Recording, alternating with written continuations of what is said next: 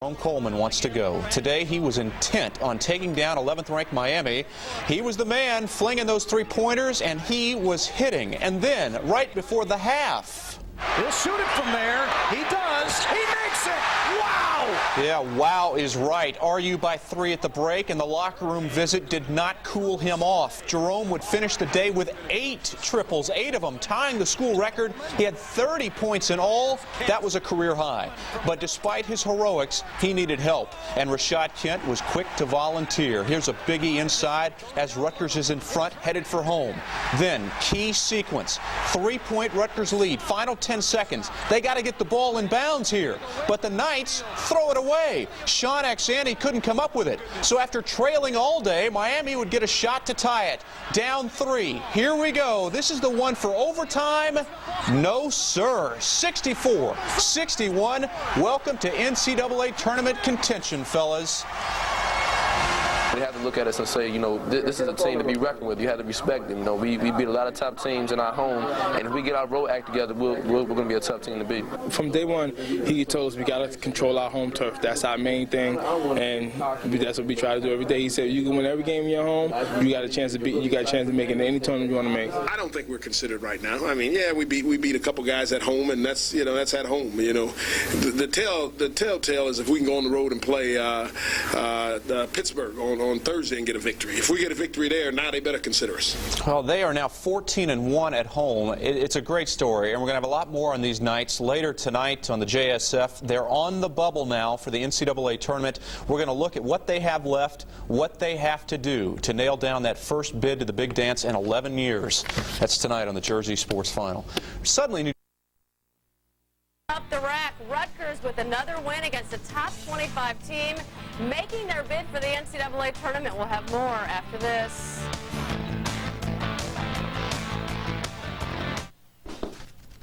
The Big East tournament is 3 weeks away, and what a huge win for Rutgers. Their 4th win at home against a top 25 team, and maybe the biggest one yet against 11th-ranked Miami. Boost to their NCAA tournament hopes, their 6th straight win at the rack. Jerome Coleman had the big day. He ties a school record with a career-high 30 points in his 8th 3 of the day. Jerome Coleman. Oh, that was to Kent. They set him up there, 57-48. Rutgers pulling away from the Miami Hurricanes. 64-61, time winding down. Darius Rice is going to go for the tie. No good. Miami upset at the rack, 64-61. Syracuse's Rice, no dice. Rutgers hangs on 64-61. They're now 17-9. So, Coach, is it too soon to talk about the NCAA tournament? Someone asked me that question the day earlier. They said, "Well, do you think you're on the bubble now?" I don't even think they consider you until you get to 18. I'm gonna be honest with you. And then eventually, after 18, you have to reach that magic number. They talk about 20. They have to look at us and say, you know, this is a team to be reckoned with. You have to respect them. You know, we beat a lot of top teams in our home, and if we get our road act together, we're going to be a tough team to beat. We've proven to the country and we've proven to ourselves that, you know, we're up there at the top, you know, at 64 teams. No doubt the Knights helped their resume tonight. To hear more on this win and for a complete recap of the day in sports, stick around for the Jersey Sports Final in just a few minutes. Elsewhere, nothing in their favor. They're over 500 in the league, and if we give them 2-2, then that means they go to the Big East tournament 9-7, assured of nothing worse than above 500 in the league. Once again, traditionally, these are measures over 500 in your conference, 20 wins, a winning record against ranked opponents. Those are all positive signs for this team, but I think they still have a long way to go. I agree. I think the case for is still not as strong as the case against, because these are 3 very difficult things to overcome right now. Their RPI, that's the ranking system used to rate all the teams in the country. It was 75 at the start of this week. Now, yes, they beat Notre Dame this week. They got a win today. That RPI will undoubtedly go maybe as high as the mid-50s this coming week. Traditionally, though, you need to be in the 40s or thereabouts, even the 30s, to make it an at-large bid into the NCAA tournament. I mean, we've talked about so many positives here, but the fact remains that there are other teams in the Big East Conference who have far better RPI ratings than Rutgers. Talk about Notre Dame. They're at 25. St. John's has a better RPI. Even Georgetown. So these are teams that they would have to leapfrog over. If there are teams on the bubble, then those are teams that it's really going to be tough for them. 3 here on RPI's right there. One of the big things that working against them, and one of the reasons their RPI is so low, they have not had one quality road win all year. And frankly, they've lost some on the road that you just scratch your head about. I'm thinking Seton Hall a few weeks ago. No doubt. Their only win on the road in the Big East Conference so far is West Virginia. That's why 3 of their last Final 4 games are on the road. If they can sneak 2 of those and maybe pull an upset against Georgetown or Pittsburgh, then that would be a better case for this team. And the last thing, look, it's a down year for the Big East Conference. How many teams from this conference are going to make it? You can say, well, maybe 5 for sure. That 6th team is a bubble team. Do they get 6? Traditionally, the Big East has always gotten 6 in, at least 6. But this is one of those years where the Big East Conference, ratings-wise, not very strong. Kind of like last year, too. Last year, they only had 5 teams make it, and they all struggled just to get beyond the first or second round. No team made it to the Sweet 16. Was Boston College. They lost to USC in the second round. So really, it's a weak year for the Big East once again, and the problem is going to be getting that 5th or 6th team in. 4 teams definite.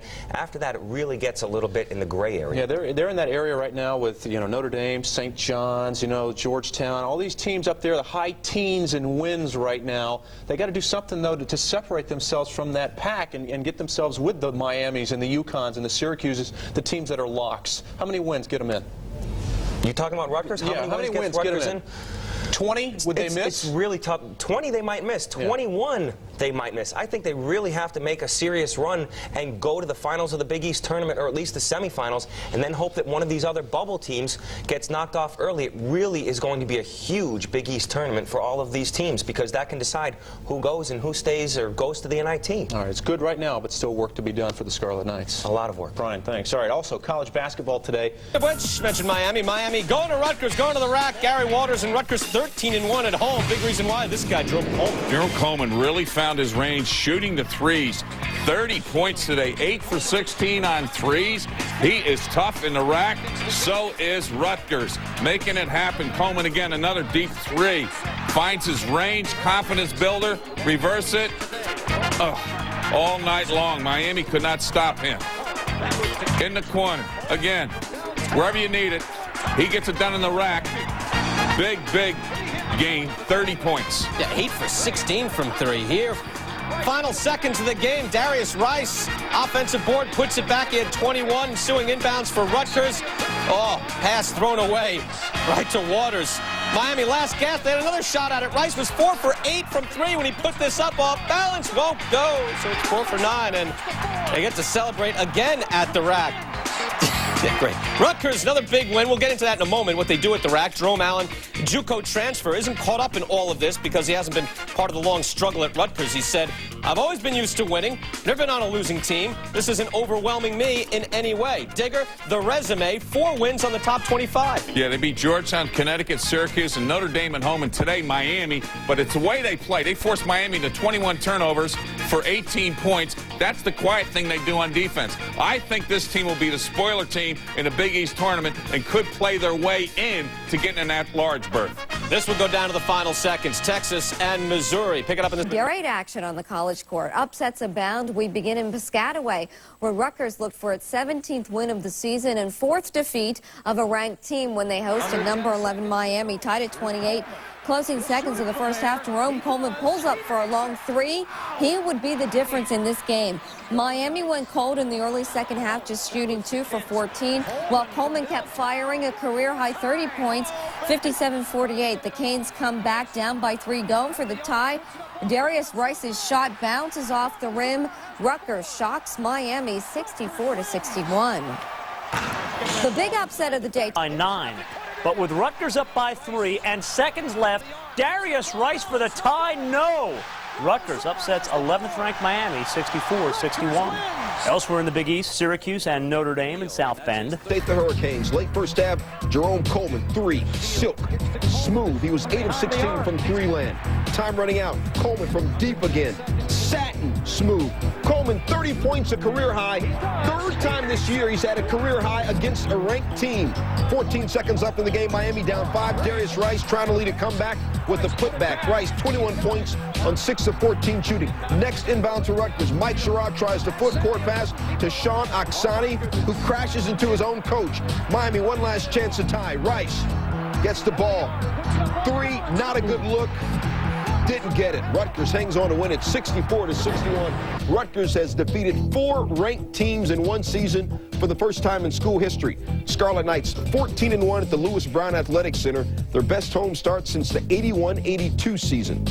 21st ranked Syracuse. Sets, we head to Piscataway as Rutgers today hosted 11th ranked Miami. Jerome Coleman shot the lights out with 8 3-pointers, a career high 30 points. Rutgers up 57-48, but it got close late. Rutgers up by 3. Miami for the tie. No good. The Scarlet Knights topple Miami 64-61. What a great ending. Well, it's time to go to break. Rutgers hosting number 13 Miami. Time winding down in the first half, and Jerome Coleman buries the 3. The Scarlet Knights by 3 at the break. Coleman was lights out from three-point land all game long. Here's his 8th trifecta of the day. Coleman scored 30. Rutgers up 7 late, but Miami stormed back and cut it to 3. Now, final seconds, Darius Rice for the tie, but it's off the mark. Rutgers upsets their 4th top 20 team, 64-61. On the national win over Kentucky, they can do the same thing in the SEC championship tournament. Rutgers, to me, is a very dangerous team in the Big East with Jerome Coleman. Watch out for them in Madison Square Garden. And Arizona State, they're 7-8 in the conference right now, but understand the Pac-10 is going to have the first time in 15 years their conference tournament at the Staples Center. And the way that goal, turning the Scarlet Knights into one of the scariest opponents in the Big East and the RAC into one of the toughest places to play. How've they done it, you ask? Well, they've done it with smothering defense and a wide-open style of play. Combine that with the loudest 6th man in the Big East, and you've got yourself one of the greatest home court advantages in the country.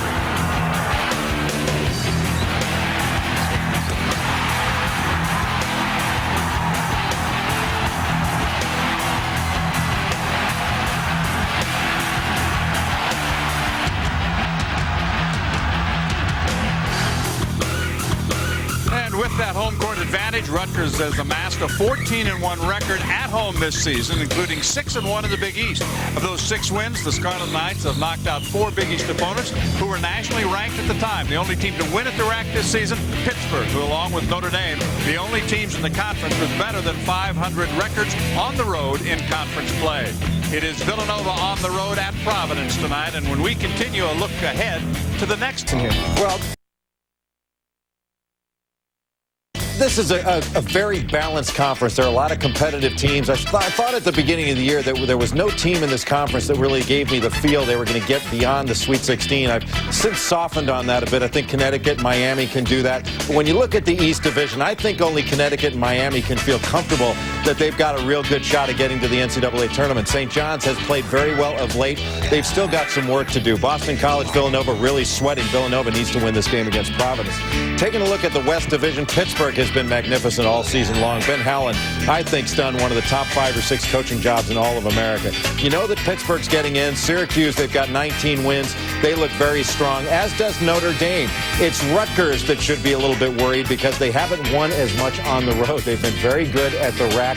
They've made that one of the toughest places to play in all of America, and you got to give a lot of credit to Gary Waters for doing that in his first year at Rutgers. But Rutgers in the last couple of the weeks of the season really has to show they can win on the road because, as you know, John, that's one thing that the selection committee really looks at. Your last 10 games, your ability to win on the road. No home games in the NCAA tournament. Yeah, they have 1 home loss at Pittsburgh this year. Iowa and Wisconsin. I've never been to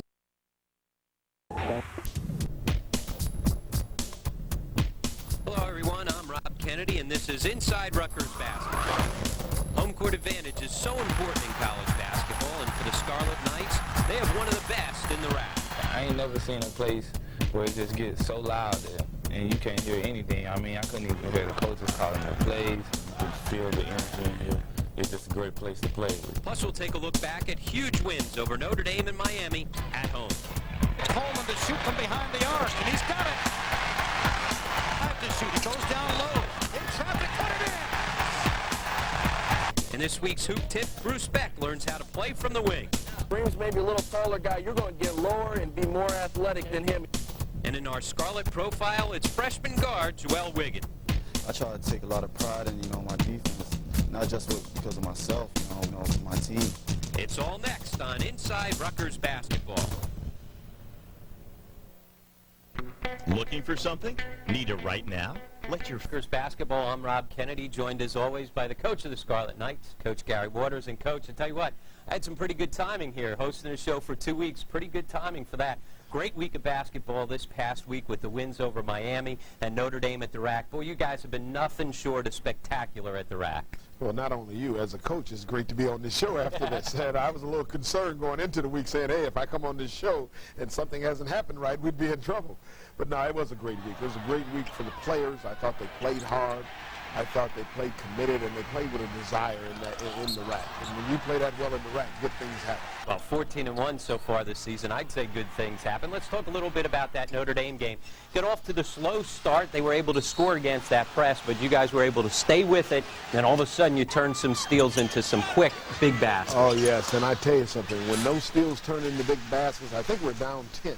Yep. At the moment, and when they turned, I mean, it went from 10 to 2 in the matter of a minute and 30 seconds, and the place just erupted. I mean, and I could feel it even in my bones in that game. Yeah, and the volume just goes up 2 notches when all of a sudden you guys get on a run, and sometimes it's different players that come in. A guy like Sean Exani at the point of that press, a guy who doesn't get a lot in the stat sheets and maybe not a lot of attention, but boy, he brings energy every time you put him on. Brings energy every time he plays, and he's committed to what we're doing.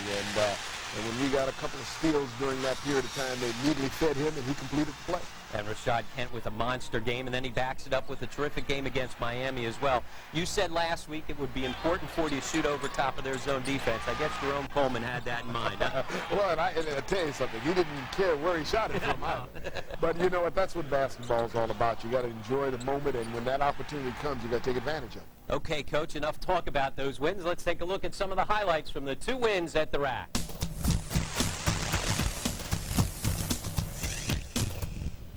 The Fighting Irish came to town trying to solve the mystery of the rack. They looked to have an answer early on, jumping out to the first half lead. But Rutgers got a huge lift from its senior forward, Rashad Kent, who helped the Knights trim the lead to 3 at the half. You want to get away with that. That's right. That's express. In the second half, Ricky Shields came to life, helping the Knights gain the lead, scoring 14 of his 16 points in the second half. Wigan in the game out here. Shields 2 for 3. Bingo! The Knights would go on a 21-8 run and build a 10-point lead at 53-43 with a little over 10 minutes to play. But the Fighting Irish battled back and cut the lead to 3 late and had one last shot to try and tie the game and force overtime. But the shot was off, and Rutgers defeated Notre Dame by a final of 65-62. Next up at the rack, it was the Miami Hurricanes, then ranked 13th in the country. Rutgers set the tone early as they jumped on top of the Canes right from the start. Miami's vaunted 2-3 zone has given fits to many teams, but Jerome Coleman has the answer for any zone. Coleman able to connect from outside the arc. Here's Shields, kicks to Coleman to shoot from behind the arc, and he's got it. Here's Coleman. He'll shoot it from there. He does. He makes it. Wow! Coleman would nail 8 3-point shots, tying a school record, en route to his career-high 30 points for the junior guard. Rutgers would take a 3-point lead into the half and would never relinquish that lead. Miami kept it close, but 2 huge buckets down the stretch with less than 2 minutes to play would keep the Knights ahead. 5 to shoot. It goes down low. In traffic, put it in. The Scarlet Knights would hold off the Canes for a final score of 64-61. Well, Coach, a total team effort in those 2 wins, but who will forget the performance of Jerome Coleman in that game? You talked about needing to shoot over top of the zone. Boy, he just stepped 10 feet beyond the zone. That's one way to shoot over top. Well, you know, he was a surprise to me because the previous game, you know, he had missed those free throws. And that was in his head, in his mind. I said, Jerome, anyone can miss free throws. I said, just come out the next game and do what you do, Jerome, shoot the basketball. He did not hesitate. And I tell you, you could see that he was feeling it because, you know, at times when he received the pass, he shot it. But when he seen the guy off of him 1 or 2 feet, he said, it's time to let it go. And Rashad Kent, your senior leader, what a terrific 2 games for him. Big East recognizes his importance for your team and his rebounding efforts. Co-Big East Player of the Week. Good honor for the senior. Oh, I tell you, he deserves it. And I don't know about Co, but he deserved it. And I tell you something, when a guy goes in and rebounds as well as he does, every single game. And in that game, that was the one ingredient that we knew we needed against Miami. to make sure we had an opportunity was to rebound the ball. And well, you mentioned Coe when it goes to Rashad Kent. No Coe with Ricky Shields, again playing great basketball. This week's Big East Rookie of the Week. Big shots, especially early in that game. When Coleman wasn't making shots, boy, he really stepped up and was a big factor for you. Let me tell you, Rob, you're exactly right. When the game first started, I felt that we needed that lift. And Coleman wasn't there at the time. And then Ricky immediately started it up. And when I tell you, when he gets going and he feels confident in what he's doing, being a freshman, he takes it to another level. Well, Coach, it seems like everyone's confidence picks up a couple notches when you're playing in Iraq. You talked about it before. Such a great home court advantage. And when we come back, we'll take a look at one of the toughest places to play in the Big East, right here at Rutgers in Iraq. Iraq right here in the middle of the student section. You know, over the years, Iraq's been one of the toughest places for opponents to come in and win, not just because of good Rutgers teams, but because of the support they get from their fans, especially up here in the student section. It gets loud. This year with wins over nationally ranked teams and sellouts back as the norm, one thing's for sure, the Iraq is back.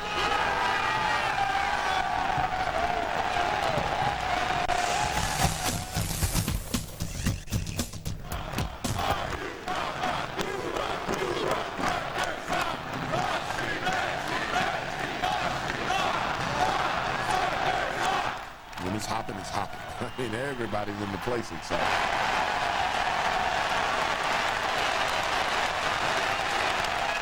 I ain't never seen a place where it just gets so loud there, and you can't hear anything. I mean, I couldn't even hear the coaches calling the plays.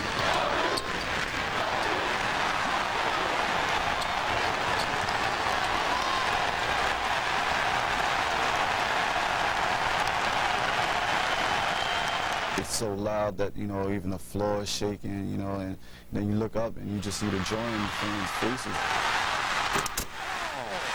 Two-hand flush from Hervé Lamazana. Personally, they've been my main strength. The crowd give me confidence. And the cheers are showering down on the Scarlet Knights. Coleman. You can feel the energy in here. It's just a great place to play. I can't explain it. When you're out down the court and you're seeing the people jump around and you're feeling, you know, the energy from them, it's a great feeling. The key for Rutgers is to get the crowd into it early. We have the best home court advantage far out in the Big East, you know. We have the best crowd, the best students here, you know, coming out. I don't see any other school in the Big East, you know, that can compare to us. Better be ready to play if you're coming into this building.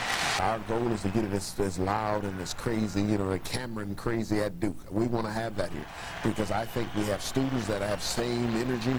I think we have an atmosphere that's there. I think we have a community that's supportive and that's going to be there. And you know what the uniqueness I find out about this community is that these people around here are pretty loud. Long-range three, and he's got it. And now all of a sudden the sixth man is a factor in this building. The crowd really help us a big way. It's like we like another team, and we kind of like unstoppable. They get it to Sherrod. He challenges. He goes up and scores. It's tied at 80. The fans are behind you 100%. I mean, they're right on the floor, so whatever they say, you can hear them. Whatever a fan says, I think it will motivate the player to want to play harder and harder.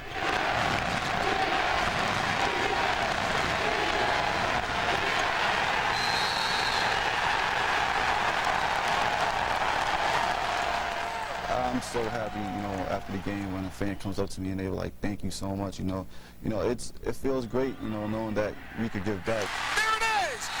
Rutgers is knocked off Georgetown by 2 in overtime. Giant killers in this building, huh? You got UConn, you got Georgetown. What happens here in this building? Well, my goal and my ultimate goal is to make this the most difficult place to play in America, and I think it is. I think the crowd is in it, everyone's in it. I think it's hard to play here. It's a big lift, especially when the crowd's so close to the court. You know, a lot of players aren't used to playing with the crowd sitting right on top of them. So I think that plays to our advantage, you know, especially when you know they're out there rooting for you. Hopefully we can win the rest of our home games, which you know, show that we took advantage of our home court, you know, because when the fans come out, you know, that really gets us pumped up and out there ready to play. So, you know, hopefully we can win the remainder of our home games and take advantage of these great fans out here.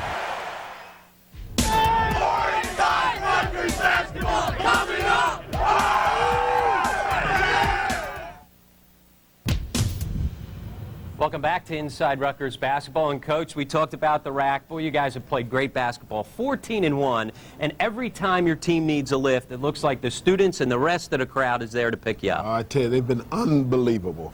When you're in an environment where the students are such a part of what you're doing, it makes it all worthwhile. And I tell you, our kids are starting to understand that, meaning our players. They're starting to understand how important the student body and the atmosphere at the rack is. And they're starting to be a part of that whole thing.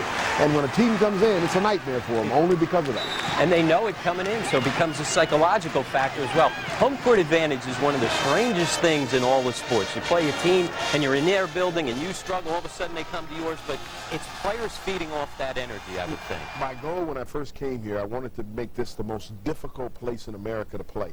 I'm going to tell you something. It has even surprised me. You know, they talk about, Duke's facility. They talk about all these other places. When that place gets going in the rack, there's no person that can match it. And it's been going, that's for sure. You're at 14-1. One of the things, again, I would think would be a big key is it's on campus, so it's so much easier for the students to get there, unlike some of the other Big East home facilities. I truly believe that. When I look at some of the other places, they're really struggling with getting people in and giving them the support.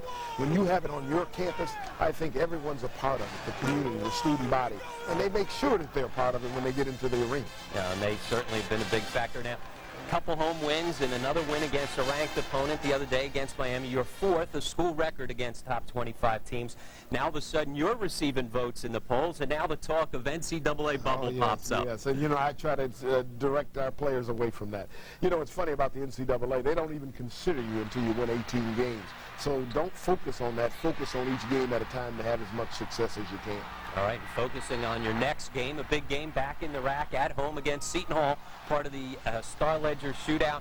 You lost to them in the first game, and certainly now hoping the rack again becomes a big home court advantage. Well, I'm not hoping. I know it will become an advantage. And, our first time against them, they played well. And I can't take anything from them, but I thought that we could have also won that game, too. So, our goal is to go out this next game and eliminate all the thoughts from the past and just take it and take it as it's worth and go ahead and do the best you can. All right, now you've had so much success at home. Now you're also going to have to step on the road and get a couple wins if you're going to get into this NCAA tournament. Going to Virginia Tech, not an easy place to play, not an easy place to get into. Oh, man, so that's a key a game for you as well. Well, the positive thing is we're going in with some momentum. If we didn't have any momentum, then it's an issue. You're not really feeling good about yourself.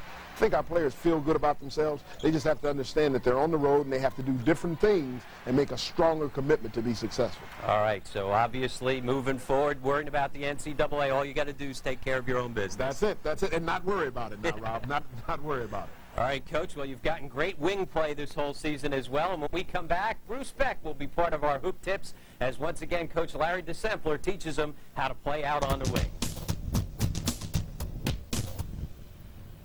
Assistant Coach Larry DeSempler is with me. Our topic today is wing moves. Coach, what are we talking about? Spicy? We're all honey mustard over here. We got a lot of mustard in this program. All right. We're going to talk about attacking the basket from the wing. And I know you were a great point guard back at Livingston High School, but we're going to try to show you a few things that happen from the wing over here. We're also going to bring in one of our best perimeter defenders, Kareem Wright, our big 6'9" fella. Lansdowne, PA. Nice to have you. No, it's good to be here. Welcome to our hoop tip. All right, Bruce, you're going to take the basketball on the wing. Kareem is going to get down into a good defensive stance. He's got those knees bent. He's ready to lock Bruce up here. Bruce, the first thing you've got to do is you've always got to square yourself up to the basket. You want to have your shoulders looking to attack the rim on a straight line penetration. Feel good? Most of the time when you're on the wing, most guys want to attack the basket by not going directly at the basket. So when you catch the basketball on the wing, square your body up, make sure you're ready to attack. And when you're going to go on a straight line. Don't go on a banana curve. Go right and attack that basket. Be physical and go strong right to the hoop. From this position, though, we call this triple threat. Bruce? Triple threat. Shoot, shoot, and shoot. Close. You definitely are part of our program because our guys like to shoot the ball. However, from this spot, you can, of course, shoot the rock. Right. Secondly, though, what we want to do is we want to be able to have great vision and be able to make that pass into the post. For when Kareem is down there posted up, we want somebody to get him the ball. And thirdly, and what we're talking about today, is we want to attack the basket. Okay, all right? go. Get into that shoot, You got it. That's triple threat. Now, Kareem is down in a great stance. You're squared up. You're in a good athletic stance yourself. Because you're more of a wing and Kareem's maybe a little taller guy, you're going to get lower and be more athletic than him, and you're going to use your quickness. To be effective, though, we want you to attack the rim. You're going to attack his high leg, and there's about a 6-inch gap on both sides of Kareem's shoulders. Any young player and any player just learning is trying to avoid contact. You can't be afraid of the contact. In fact, when you're trying to penetrate and attack the basket, you want to go shoulder to shoulder, get those 6 inches we talked about, and attack that rim. So you're going to want to stay real tight and real athletic on him. Now, Kareem is going to actually play with a little bit better defensive position. He's just going to have his butt to the basket, too. Now, when you go to attack him, I want you to put this ball out in front of you. And I want you to try to get the ball beyond Kareem and get the ball out ahead of you as you go to the rim and finish it with that left-handed layup. That is fantastic. Let's go over a couple things. Okay. First thing is to...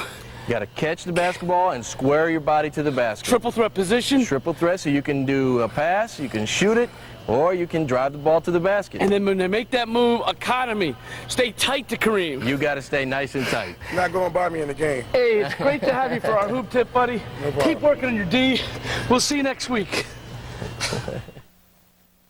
Back to Inside Rutgers Basketball, coming at you this week from inside the Bush Campus Center. The Scarlet Knights have gotten a ton of contributions throughout this season from their newcomers. One of those newcomers is a young freshman guard from New York City, Joel Wiggin. He's in this week's Knight Profile. The point guard position is one that requires many different skills, and freshman Joel Wiggin realizes the importance of point guard plays on the floor. The point guard is an extension of the coach, and you just got to keep that mentality, you know, day in and day out. You got to be able to talk to people a certain way. There's certain ways that you got to talk to each and every individual. Man-to-man defense towards the basket a little. Wiggin in traffic, tapped the bucket. That's why you go to the basket. He came here, we had to change his whole makeup. You know, he had to become a ball handler, he had to be a communicator, he had to be able to pass the ball, but at the same time be able to shoot it. Oh! Knocking down a three-ball. Joel Wiggin. Very pleased with his progress. And Wiggy, as we call him, he came in as not known for being a point guard and has taken on that responsibility.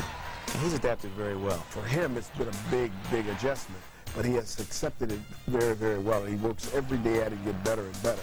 You know, in our last game against Miami, if you look at him and you think, say, well, Joel, what did he do? He came in and held our team when Sherrod was in foul trouble for 10 minutes. And, you know, when you're playing a number 11 team in the country, they could take you out during those 11 minutes. He kept the team together. Defense is often overlooked for SportsCenter highlights, but under Coach Waters' defensive philosophy, Joel Wiggin has excelled, coming in and providing suffocating defense off the bench against some of the Big East best guards. Very, very big spark. He's a key to that. He comes in, and the positive thing is he can play all three positions and defend all three positions. And more importantly, he can shut down all three positions. He's going to be a great defender. You can see it out there when he's playing. He's talented. He knows what he's doing on defense. So that's going to be a great thing for us because all our emphasis is on defense. He's tough, and he takes pride in it. Gets down and works at it every day. His strengths are his defense, and that's been a staple for him in his adjustment process. Hawked by Wiggin. Wiggin gets the steal. Sherrod. You got to take pride in your defense. You know, it's embarrassing, you know, being on TV and somebody scoring on you. That's all, you know, you don't want that. I try to take a lot of pride in, you know, my defense, not just because of myself, you know, for my team. You know, that's where it starts right there. You know, I don't want to let my team down by letting anybody get off on us. Wiggin gets the steal.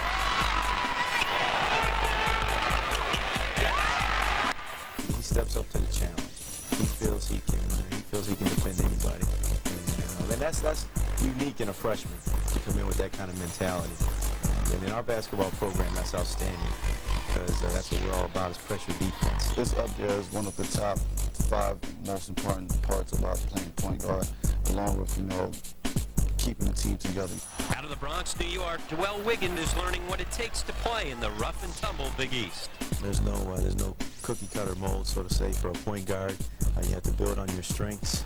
Joel's an excellent penetrator, and he likes to attack the gaps, and he makes some nice passes. He feeds our interior people as well as our perimeter players. He sets them up nicely.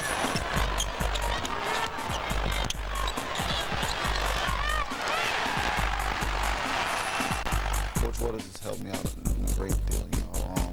He's not all about X's and O's.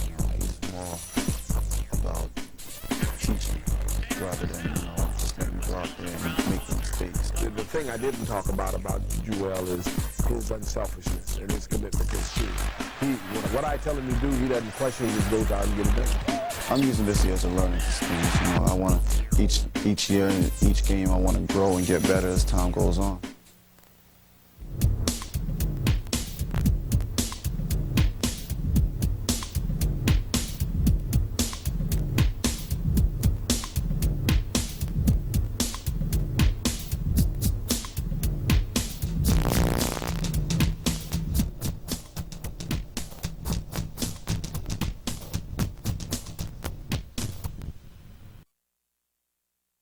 That became even more heated than usual tonight. To Piscataway, Rutgers hosting Seton Hall, and trust me, this is a sign of things to come. Seton Hall jumped to the early lead. Darius Lane from downtown for 3 of his team-high 22. Hall up 32-26 at halftime, but in the second half, here come the Knights. Jerome Coleman set the all-time Rutgers record for 3-pointers tonight. That bomb puts them back up 49-45, a lead they'd never lose.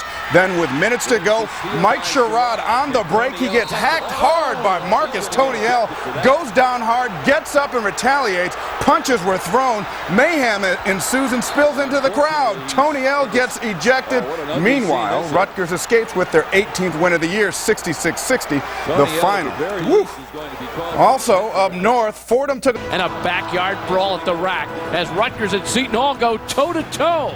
It's all coming up next. Ford. In college hoops, Rutgers hosted Seton Hall in a big rivalry game.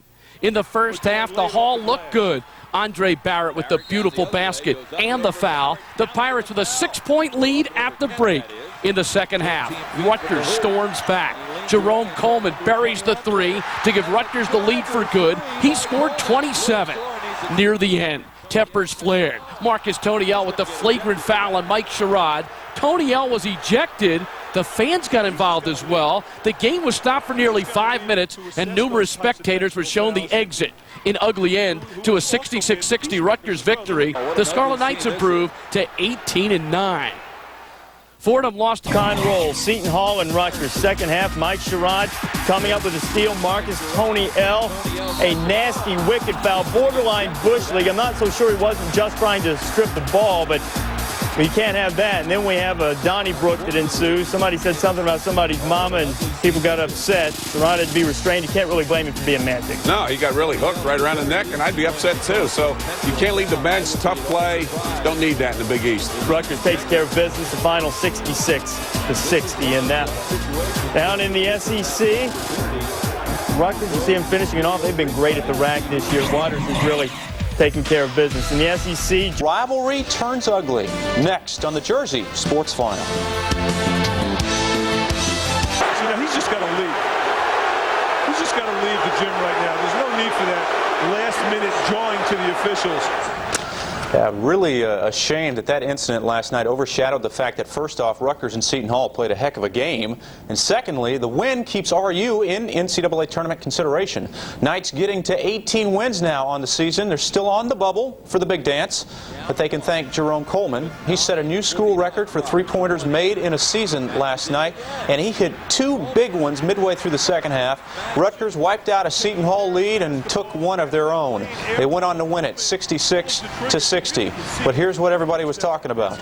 Marcus Toniel just flattening Mike Sherrod in the closing minutes of this game. A hard foul, and it resulted in a pile of players winding up in the stands. Sherrod trying to get at Toniel. No punches were thrown, but it did cast a pall over what has been a very civil rivalry over the years. Technicals were handed out. Tony L got thrown out. He wasn't talking after the game, but Mike Sherrod was. I knew he was going to try to make a play on the ball, but I didn't think he was going to grab me to the point where I lose my balance and anything like that. I just knew we was out there playing hard, and of course he's going to make an aggressive play on the ball, but I didn't think he wasn't going to go for the ball at all. He gets ejected from the game, and he's not able to help his team win. So, maybe he'll mature over these next few games and realize how he hurt his team. A lot of that crazy stuff out there, you kind of like that, huh? That breeds a rivalry. But it really, that was unnecessary. It's an unfortunate thing, but it was far from me, so I really didn't see it. But in the heat of battle, those things happen. It's unfortunate, but I'm glad nobody got hurt. It was a bad reaction, but at the time, we felt it was a dirty play. As for the bigger picture, Rutgers NCAA tournament hopes, where do they now stand? News 12 New Jersey's Joey Waller tonight. Rutgers' win over Seton Hall Sunday gives them 18 victories, which Coach Gary Waters says is simply a starting point for hopes of getting an NCAA tournament bid. I think at 18 now we're considered. Okay.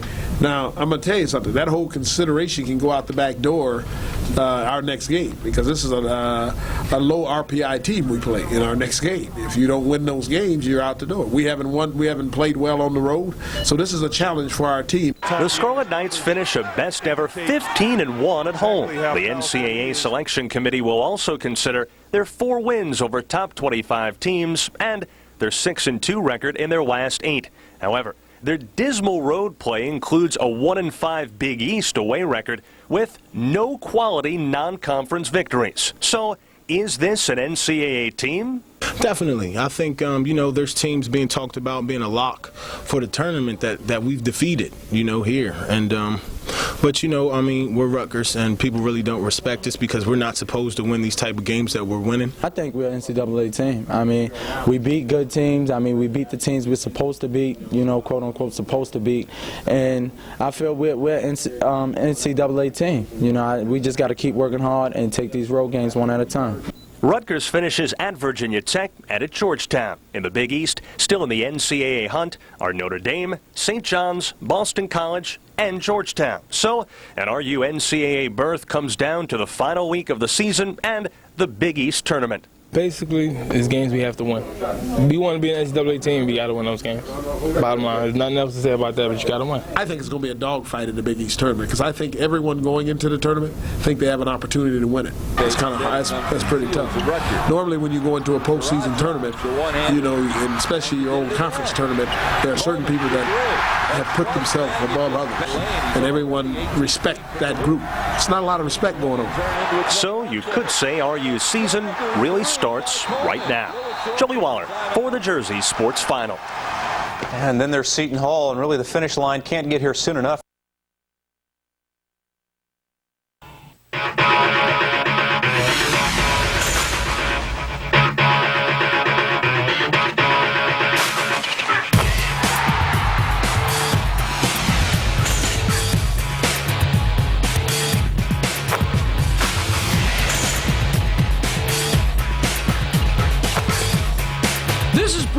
And you're watching another installment of Inside Rutgers Basketball. This week, we go home for the holidays as Gary Waters holds his annual holiday party, and it was a joyous event. Rutgers knocks off nationally ranked Providence at the Rack. We bring you all the highlights. In Waters' ways, we check out leadership and the importance to the Rutgers program. And in the night profile, it's Bronx native Jewel Wiggins, who has logged valuable minutes for the Scarlet Knights. It's all coming up next on Inside Rutgers Basketball.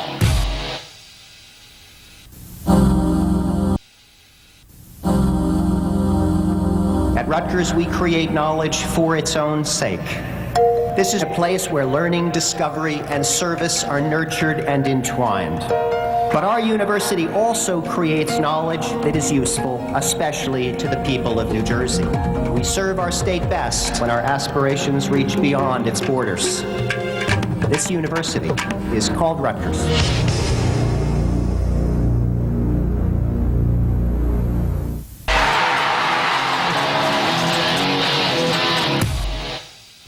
From the Hyatt Regency New Brunswick, we welcome you to another edition of Inside Rutgers Basketball. Hi, everybody. I'm Bruce Beck, along with the coach, Gary Waters. You know, Coach, they say one game, one win, one comeback can set the tone for an entire season. What about your victory over the Providence Friars and the way you did it?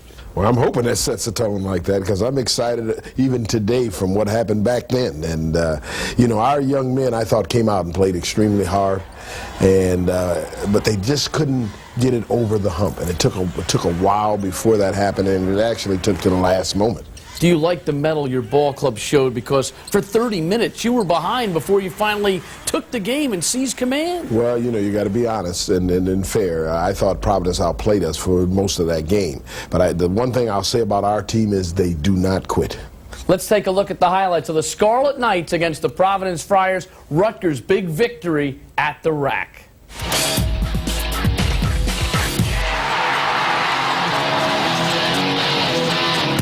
The Scarlet Knights took the court at the rack against nationally ranked Providence, and the place was jumping, and the Scarlet Knights came out flying. On the baseline, looking for help, and the three-pointer is good as Ricky Shields bangs it down. With the shot clock at 3, Webb bangs down the 3. But the Friars regained control of this matchup midway through the first half, outscoring the Scarlet Knights 23-10 and taking a 36-26 lead into the locker room at halftime. But Rutgers, always a tough opponent at the rack, dug in deep and crept back into the ball game. They were led by Ricky Shields, who had 14 points and 5 rebounds. Good look into the corner. Shields for 3. Got it. Great look. Release pass by Exani. Shields stepping right into it. Irving Lamazana, always a positive contributor, had to sit out much of RU's comeback due to foul trouble. Rutgers did a great job of extending the game and finally put themselves in position to try to win. With 5.7 seconds remaining, Providence's Donnie McGrath missed 2 free throws, and it set up the final play. Quincy Doobie with the ball. Lamazana for 3. Was that ever a money shot? Unbelievable. Simply unbelievable. 21 points for Irving Lamazana. Rutgers had themselves a hard-fought 65-64 victory over number 25 Providence, their first conference win of the year. Lamazana ended up with a team-high 21 points, 11 rebounds, and 6 blocked shots. What a win for the Rutgers Scarlet Knights. Gary, what a game-winning play. Did you call Havlicek and ask him what to do? Well, many people out there, especially the younger age, may not remember Havlicek. But I tell you this, if you were in that time, he made great shots at the last moment to make the great play. Let's break the play down for a moment. And I think Quincy Doobie has to get a lot of credit here for the maturity he showed in making the big pass. You know, when we started to play, we said we're going to get it to Quincy, have him bring it up. And I told Quincy in front of everyone that if you have a lane to the basket, take it. But if you can draw someone, kick it, and so we don't have to go into overtime. Gary, how rewarding is it to have your 7th victory against a top 25 foe during your era here at Rutgers? Well, that tells you about the program. The program is on its rise, it's moving upward, and the players in the program are committed to taking it to that next level, and they're not afraid to take on those challenges. Now, you almost threw it right back in the next ball game against Monmouth. You had to go to overtime to beat the Hawks. And that was a tough game, but, you know, I have to look at our players and say, to get up for 3 straight games, it's kind of difficult under those circumstances. You know, our guys were taxed. They had taken it to the end of whatever they had, and they were mentally drained. Non-conference game, almost a trap game, Coach. Exactly right, and the way they play the game makes it even more of a trap. You know, they're similar to the Princeton style, the Northwestern style. Even though we've played those teams, it made it difficult. But I thought our guys, once we hit the overtime, I thought they said, hey, let's dig in, let's take care of this game.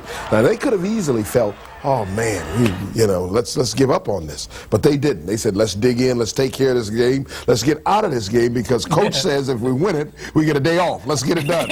And in March, it doesn't matter how many points you won by. It just says W over Monmouth. That's exactly right. What about Joel Wiggin? 38 big minutes for you, Coach, 13 points. He really gave you some productivity. Oh, he did, and he came in at the right time. He lifted us with his energy. He played tough defense, and he hit some key baskets. The key is that you have to have that type of player coming off your bench in order to give you a lift. Sean Exani, his second career double-double. It's nice to have him around, isn't it?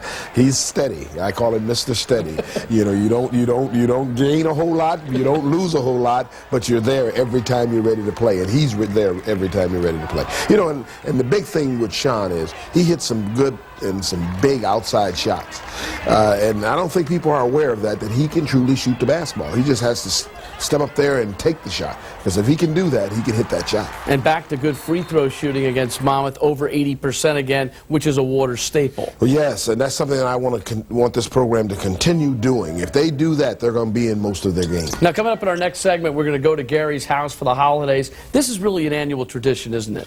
Yes, and our families are excited about it when they come together, and also our team and everyone involved. Even our sports information director, he comes in and enjoys himself at our house, especially with the food.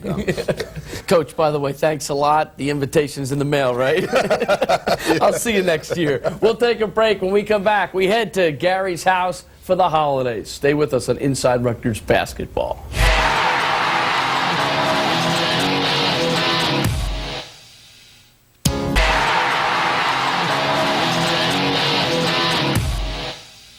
Inside Rutgers Basketball rolls on from the Hyatt Regency New Brunswick. The holiday season is always special as families gather to share the joy of the season. Rutgers Basketball also enjoys a special tradition as Coach Gary Waters opens his home to his players. The cover story is brought to you by PSE&G. This is the holiday season, and as a family and as a team, we normally get together and just show our love for one another. We come to my house normally, and we eat and play pool. We just enjoy ourselves. And we've created that atmosphere in the basement for them so that it's a part of their lives now. And all these games and fun things that we do is designed to make our players feel comfortable in their home. We're just chilling right now. This is what we do, when Coach invites us over for Thanksgiving or Christmas or whatever. Just playing pool, hanging out. Mostly right now, everybody pretty tired. Had a hard game last night and a little bit of practice today, so we just chilling, lounging right now. I see the players in a different light. I see them from a motherly perspective of how I would like my children to be treated when they're away at school to somebody else's university. And so they're here, they're away from home, they can have a home-cooked meal, they can have the feeling atmosphere of being in a home environment, and they can relax. I enjoyed this Christmas over Coach's house. I wasn't able to go home for that long, but over Coach's house, we had dinner and we relaxed, watched Lord of the Rings and played pool and had karaoke, and the guys that did participate, we had a great time doing it. Oh, baby, all I need is mama. This year we're going to have a little game where everybody's got to sing. Come on here! No, friends, call me a fool. Let the woman take care of it. Look at it. Yeah, when me and Hervey was together, we did R. Kelly's I Believe I Can Fly, so I think me and Hervey, we did a good job. I believe I can fly.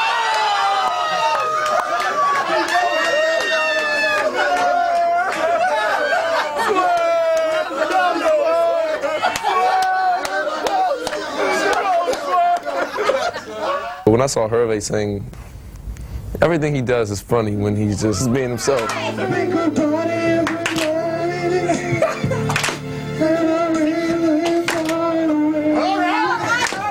I loved it, and everyone loved it, and it was just good to get that laugh out. He made this holiday, special.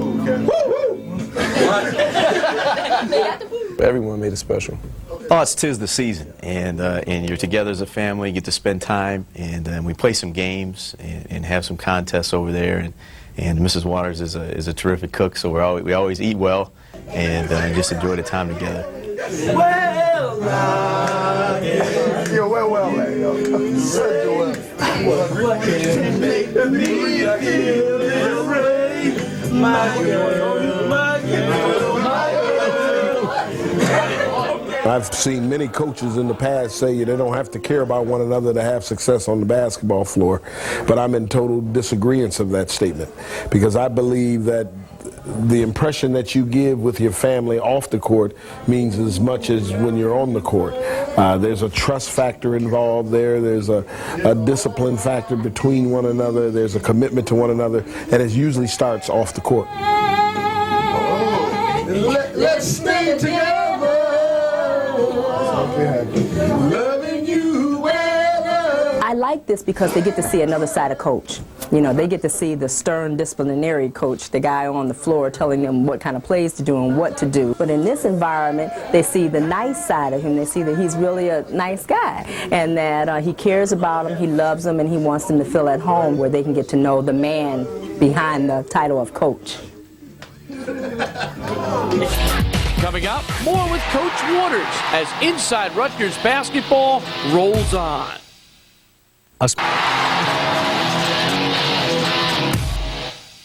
Welcome back to Inside Rutgers Basketball at the Hyatt Regency New Brunswick. Coach, I have one word for you. Pittsburgh. Oh, don't bring that up right now. We just finished one game. I'm sorry, Coach. 17-0, number 13 in the nation. Oh, they're everything that they say, and even more when they're at home. And they've never lost their own building. This is a team that's balanced. I mean, they don't have one guy that scores a lot. They've got 4 players in double figures, and they believe in execution. Well, you know, the thing I love about Pittsburgh is they're the ultimate role-playing team. Everyone has a role, and everyone carries out their role. And when you say they execute, that's because they execute their role. And when you have a team that does that, they really don't care who gets the glory. They all get the glory. Carl Krauser, a New York kid, averaging almost 16 per game. Julius Page, we saw a lot of them last year. And Chris Taft, a freshman from New York. So they've got a lot of different components. Oh, they do. They can beat you from the outside. They can beat you from the inside. They can beat you in just getting up the floor if they want to. But what they do is try to control tempo. And if you allow that to happen, you're in trouble. Overall, do you like the balance that your ball club has shown to this point in time? You know, I like the balance because, it doesn't matter who scores or who will be the leading scorer that game. Because if you shut down one guy, another guy will step up. If you remember the Georgetown game, our 2 top scorers were held 2 for 20. But someone else picked it up. The younger kids came in and did their job. And came back. Then came back. So, I don't want that kind of game at Pittsburgh. You don't want to lose. But and even coming back like that, but I would prefer that we go out and start the game ready to attack as opposed to sitting back and retreating. And, Coach, that leads us perfectly to this week's Waters Ways, which is about leadership. How important is it, and where does it begin? Well, I tell you this, we have some outstanding people that are committed to the word leadership. Shanazane Hervey has stepped up, which has been great. Ricky Shields, and even Joel Wiggin in his way. So when you have all these people trying to add leadership or even add support to the younger players, that only helps. And leadership has to come from the coaching staff to the young men. That's exactly right, and that's done by example also, and that's what we try to do as a staff, give them the example of what leadership's all about. Time for a look at one of Gary's philosophies. We call it Waters Ways. This week, leadership. Waters Ways is brought to you by the Rutgers Court Club. Leadership is probably the most important role a player has on the team. I mean, as far as policing yourself, as far as don't cheat yourself in practice. I mean, that's what he means by that. He wants everybody to be a leader, nobody to be a follower. Do the right things. He wants the older guys to encourage the younger guys if we're going through something to help us out. And also the younger guys, he wants us to help the older guys too. And whatever we do. Goes hard, lays it up, got it! So leadership is an important part to the team. Leadership is always in his frame of mind of everybody. He wants everybody to be leaders, not on the basketball court and in life in general. Because we have leaders on the team like Sean and Ricky and Hervey, and they help us, the freshmen with plays and stuff and everything that goes on. He always wants to have leaders and stuff like that. That's something he expects out of you. with leadership comes maturity, and in his organization, you need maturity and leadership to be successful. Set up Wiggins, deep three. Hit it! Oh my goodness!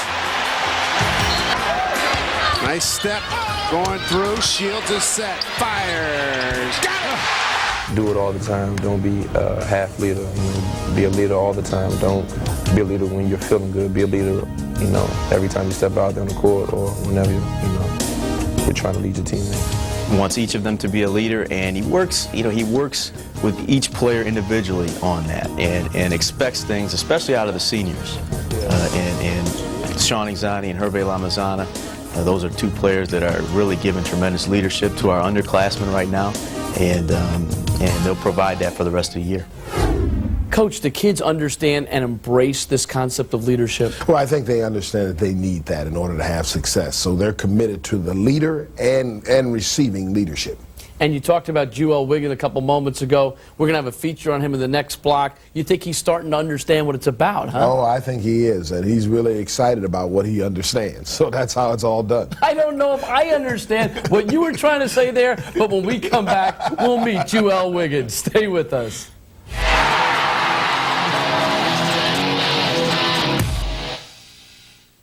Of course.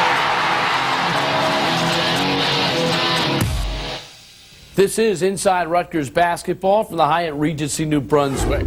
Joel Wiggin had a career-high 38 minutes against the Monmouth Hawks the other night. He also had 13 points, one shy of his career high. The junior from Christopher Columbus High School in the Bronx is definitely contributing this year in a big way.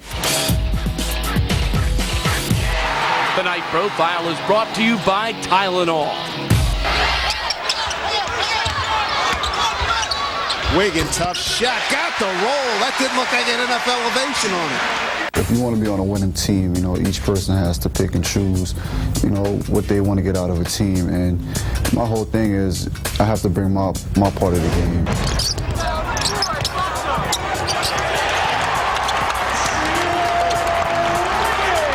Now in his third season at Rutgers, Joel Wiggin has settled into the role of being a valuable cog off the bench.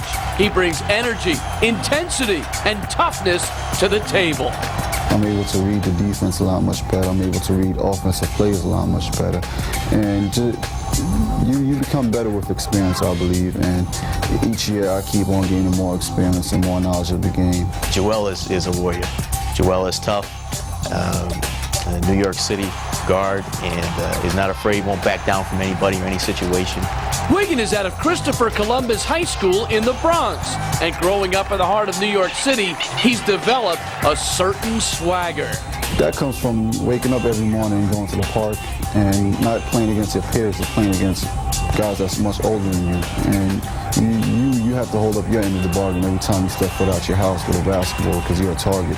And that carries over when you step, you know, to the high school level, and then when you step to the college level, and it increases because you already have been in that environment, which is adversity, and you look at it as if, you know, it's nothing. I've been through it, I've experienced it, so you just take it day by day and step by step. Joel now has a fellow New Yorker on the roster in Brooklyn's Quincy Doobie. The two come from similar backgrounds and share a common bond. Quincy and I played AAU together, so Quincy is a wonderful kid. He comes in, he listens, he does what he has to do, and regardless if Quincy was from New York or not, I would still accept him as long as he's wearing that Rutgers uniform and his heart bleeds and pumps Rutgers blood. It's nothing but love.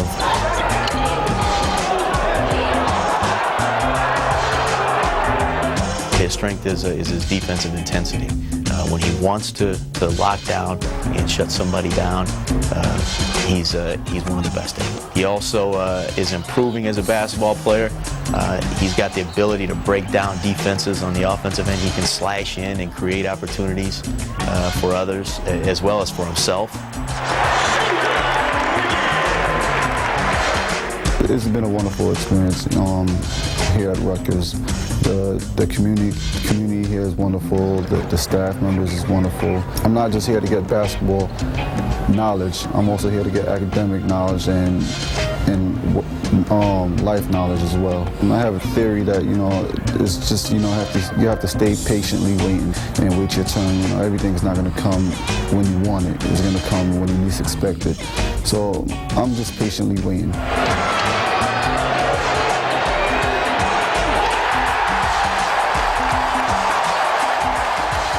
Wiggin helped Rutgers win against Monmouth. He's also winning over his head coach, Gary Waters. That's it for this edition of Inside Rutgers Basketball. For the coach, I'm Bruce Beck. See you next week, everybody.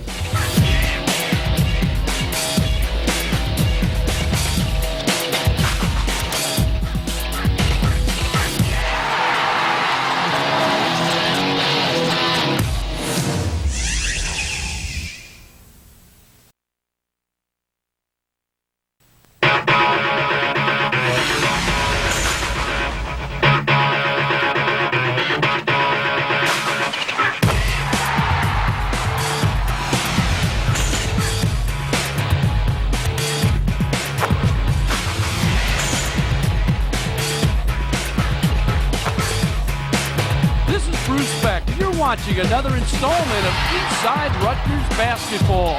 This week, we take a look back at the sights and sounds of the season thus far.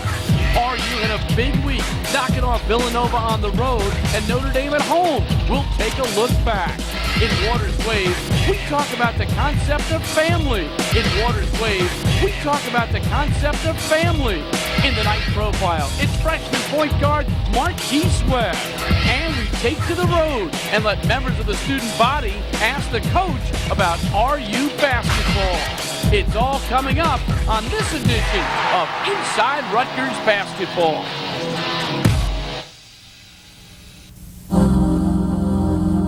At Rutgers, we create knowledge for its own sake. This is a place where learning, discovery, and service are...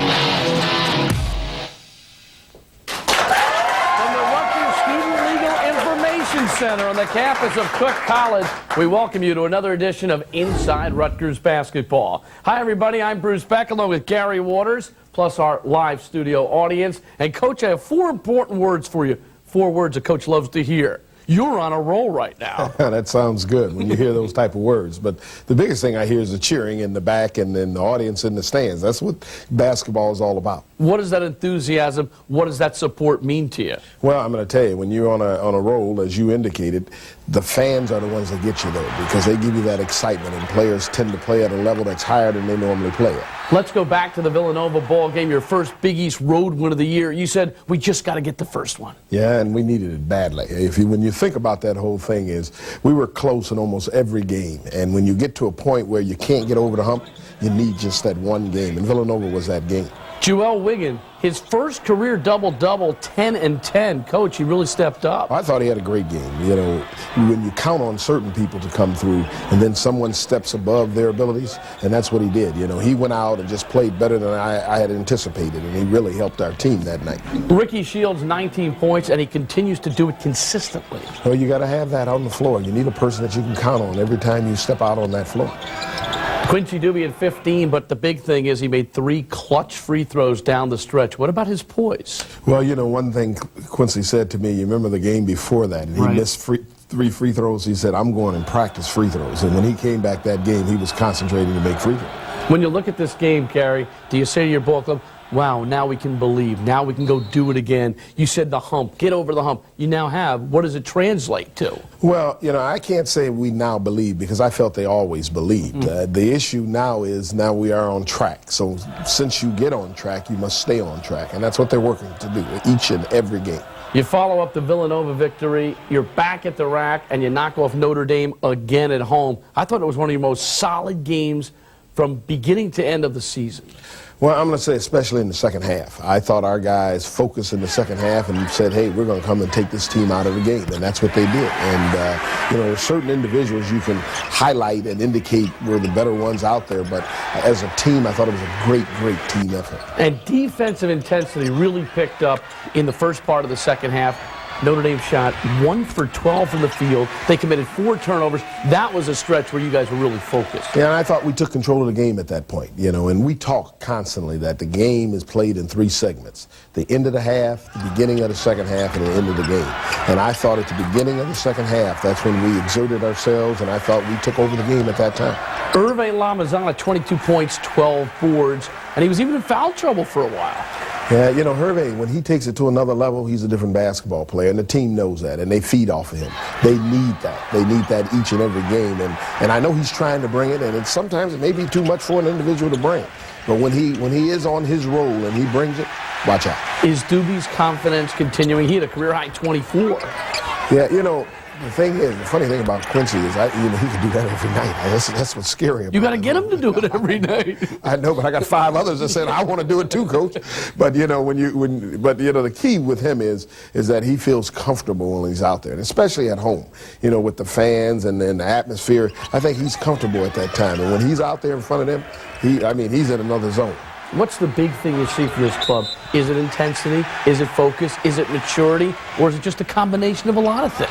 It is a combination of a lot of things. But the biggest key, if you want to say one thing that highlights them, is their defensive intensity. They can apply that at certain times in a game to keep them in a game. See, and I heard someone say the other day, well, you got to shoot it. You got to shoot well. Offense is the key. They don't realize offense can be on, offense can be off. But the one thing that should be constant is your defense, and that's what they're doing. If my son wants to play for Gary Waters, I know one thing. He's got to play defense. Or don't bother to show up, right? Don't show up at all, I tell you that. We'll take a short break. When we come back, we'll look back at a musical tribute to the first part of the season. It makes sense. Rutgers is on a pretty good roll. That's 4, not 6 overall words. We'll be back.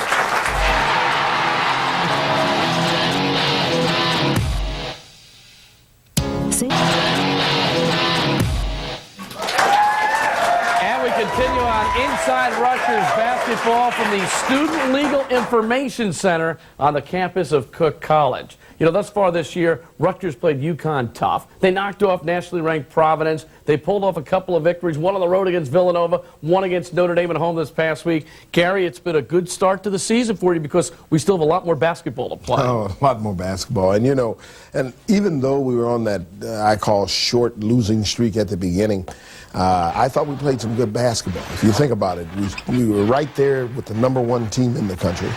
And then we went on the road to a team that was, in my estimation, as good as the #1 team, and that was Pittsburgh. And they were on, a 19-game win streak or whatever you call it. And before you know it, we're right there in that game with an opportunity to win. And I told our guys going into that segment that the 4 teams we were going to play during that period of time had a combined record of 48-2. And I said, I tell you, when you think about that, and I said, if you can just hold serve some type of way, we'll be right there. But it builds character. Exactly. We need character. I know. Instead of character. Yes, sir. And we're going to show you some highlights from that first part of the season. Coach, I think you're going to enjoy this as we take a musical look back at the season that has been thus far. The cover story is brought to you by PSENG.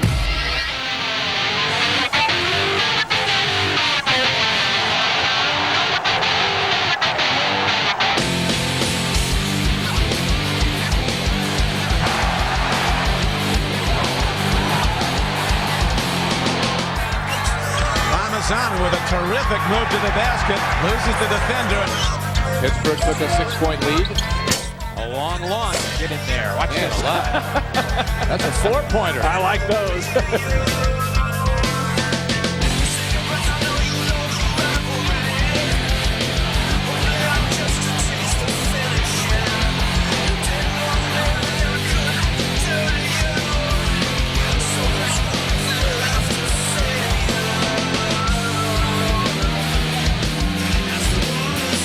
Shields going long range.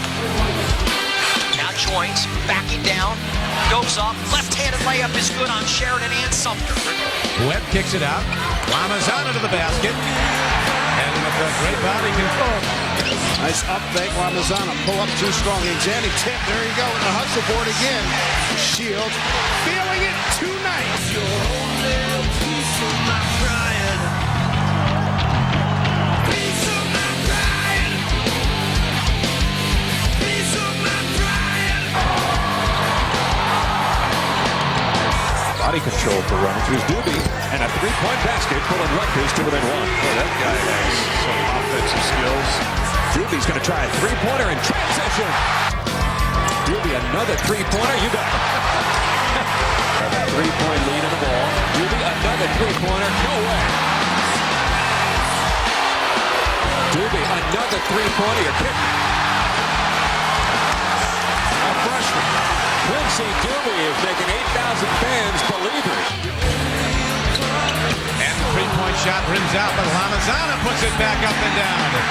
Joel Wiggins trying to make a play. Joel Wiggins down the lane. Floating shot is good. The two-footer.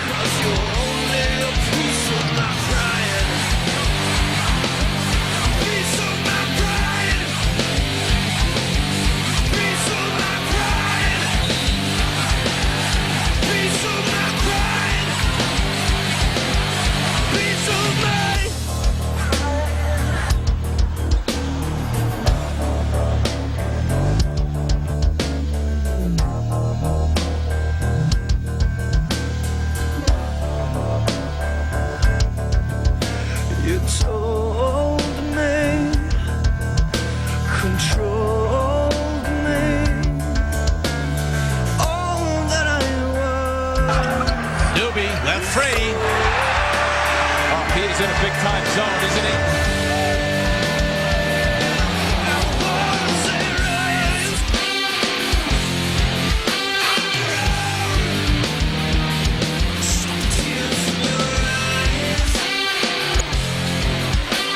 That's a three. And it's in the basket by Webb. Off the baseline. Shields right to the basket. Throw off him. Doesn't want the ball off the floor. Long ball. Great offensive rebound. Joel Wiggins. Now backing down Nardi. Back to Exani. Long shot straight away is good. A three-pointer by Exani. Lamazana on the baseline looking for help. And a three-pointer is good. Lamazana, did he call that? This is Doobie. Quincy Doobie with the ball. Lamazana for three. Was that ever a money shot? Unbelievable. Simply unbelievable. Coming up next, the students have a Q&A session with the coach. We knew a number of Student Legal Information Center on the campus of Cook College. This is inside Rutgers basketball, and a chance for the student body, the fans, to ask some questions of the head coach. What's your name and what's your major? My name is Bev Hosford, and my major is exercise science. All right, you have the floor. What do you want to ask the coach? I was wondering, what is it at this point that we need to do to get to the NCAAs? Oh, boy, that's a big question, Bev. I tell you that. I think if we can win, I think we have 9 games left. If we win 6 of the 9, we'd have a good chance to get to the NCAA. But it's going to be tough. It's not an easy thing to do. Hi, how are you? And thanks for being a part of our show. Hi. Hi, what's your name?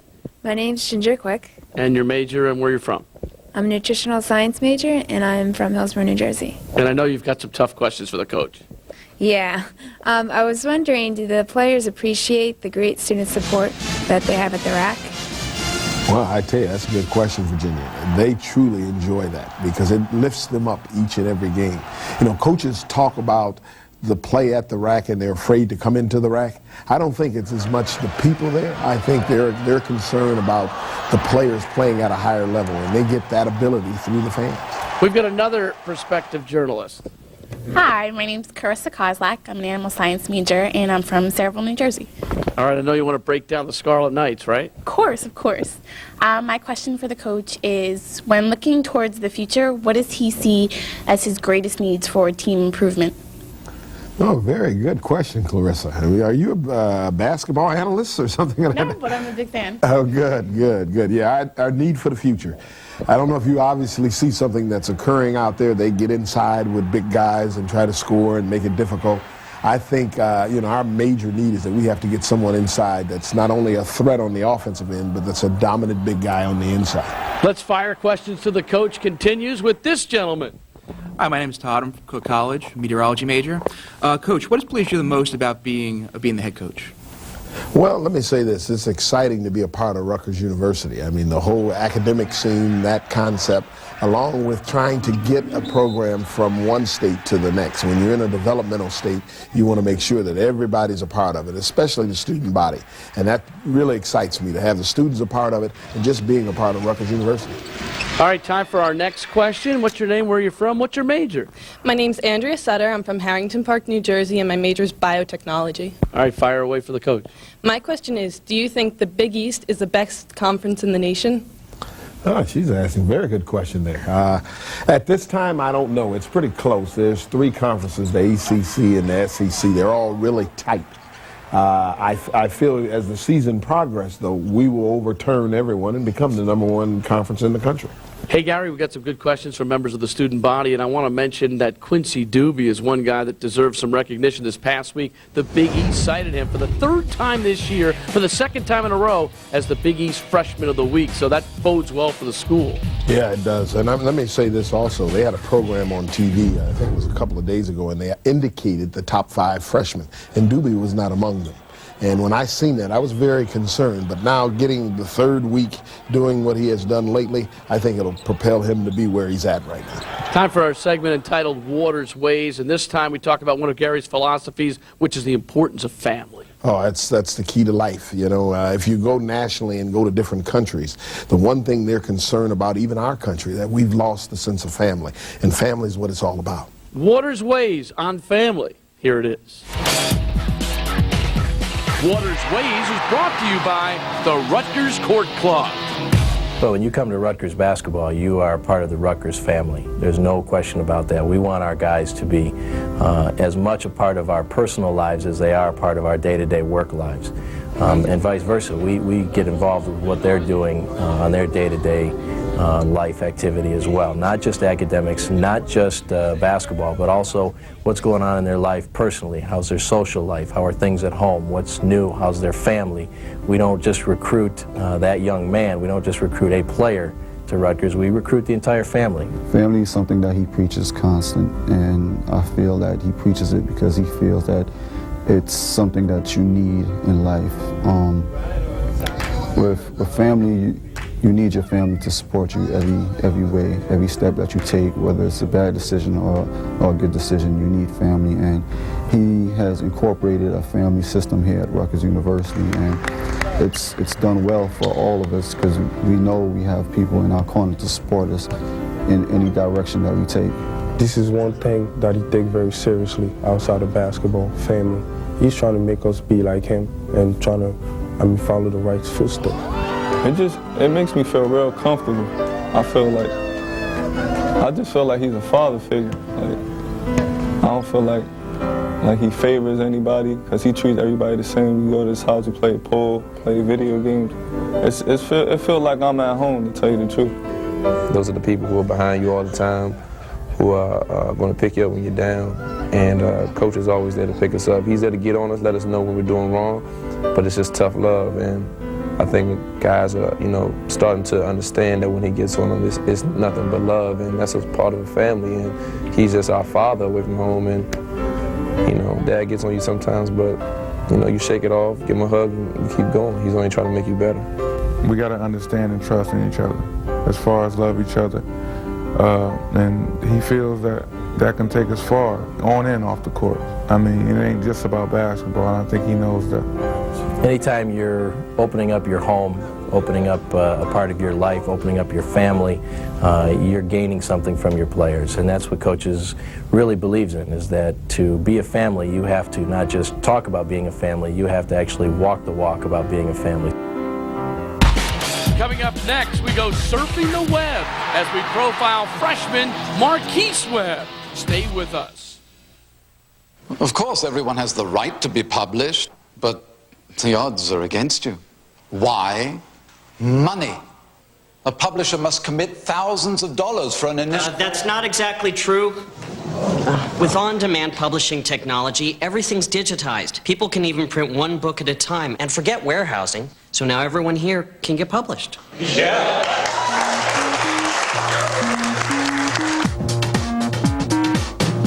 Come on. No, you can't. Hold on. LeBron, you on again, man. His eyes are on 18-year-old phenom LeBron James. Can he live up to the hype? This is getting serious. How you feeling? I don't know. Lately, my leg been acting a little funny. Funny? Funny how? Check this. You hear that? Oh, man, that ain't funny.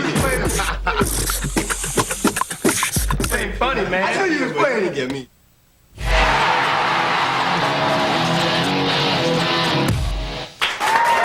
Welcome back to Inside Rutgers Basketball before a live audience here at Cook College. I'm Bruce Beck along with the coach Gary Waters, and you look at the play of Marquise Webb so far this year. Is he really a freshman? You know, we say the number one thing that happens to a freshman, they become a sophomore. And he hasn't become a sophomore yet, but I tell you, he's right there. I mean, he feels that confident that he can become a sophomore. Right now, a closer look at the freshman from Patterson Catholic. He's in our night profile. The night profile is brought to you by Tylenol. Well-stroked ball as the freshman Marquise Webb. Well, Marquise is surprised, I think, a lot of people, probably across the country, in just how complete of a basketball player he is. Top of the circle, Webb. Wildcats come out in their trademark man-to-man. Wildcats double-team Webb. Webb fires the deep jumper, and it's good from the right sideline. He's gotten put into a position where he's handled the ball as a point guard for the majority of games. He's also becoming one of our better defenders. Good strip there by Webb. Chris Thomas turnover will bring Rutgers to within 2 as they get a breakaway layup. And he gives such a great versatility to our program that he can guard the 1, 2, or the 3. The immediate impact he's had on our program is obvious. I'm definitely versatile, you know. I can play more than one position, you know. I like to do what's best for the team, you know. If a coach wants me to run point, I run point. If he wants me to play center, I can play center, you know. I can do whatever it is that he wants me to do. Coach Porter said you always have to protect the ball, you know. The more possession you have on the offensive end, you know, it's the better off you get a chance to win in the game, you know. Getting everybody involved, it's like a key factor for me, you know. I'd rather pass the ball and get my assists out rather than score. And it's in the basket by Webb. We don't like to lose, you know. Like winning, that's the most important thing about us, you know. We don't care about scoring. We just like to do the little things to get the W, you know. That's all that matters to us. With the shot clock at 3, Webb bangs down the 3. I'm really not a scorer this year, you know. I like to get everybody involved, you know. I don't like to leave anybody out. You got to be the general on the floor, you know. You got to get everybody in the right position and tell everybody where they need to be at any given situation out there on the court, you know. You have to let them know, like, what player you're running, you know, and what shot you're going to need in a situation. You know, I like to pass the ball and get my assists up rather than score, you know.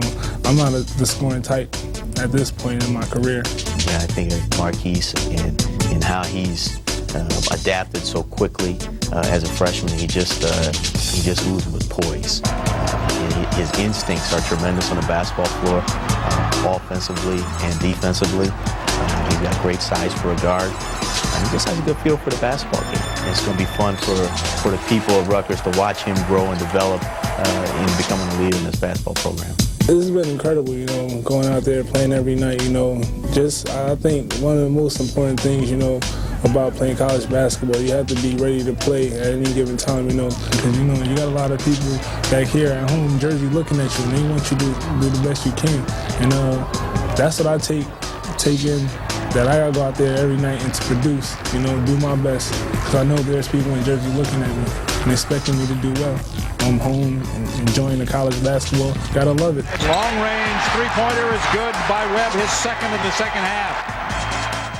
Marquise Webb, a young man with unlimited potential. And Gary, before we went to that feature, you mentioned you were going to talk about 3 things. You only talked about 2. I don't think you're counting properly. I don't know about that. I think I left out the most important thing, and you have to defend. That's the 3rd thing. Is he defending better and better? Oh, I tell you, if you think about the game against Notre Dame, you know, they have the top player in a point guard, and he literally shut him down. And when he can do that, we're a much better team. Coach, it was nice to get the pulse of the student body today. Oh, I felt it. I mean, you know, the energy flow, you know, but, you know, they're excited about everything there. Coach, continued success. Thank you. That's it for this edition of Inside Rutgers Basketball. Special thanks to our friends at Cook College.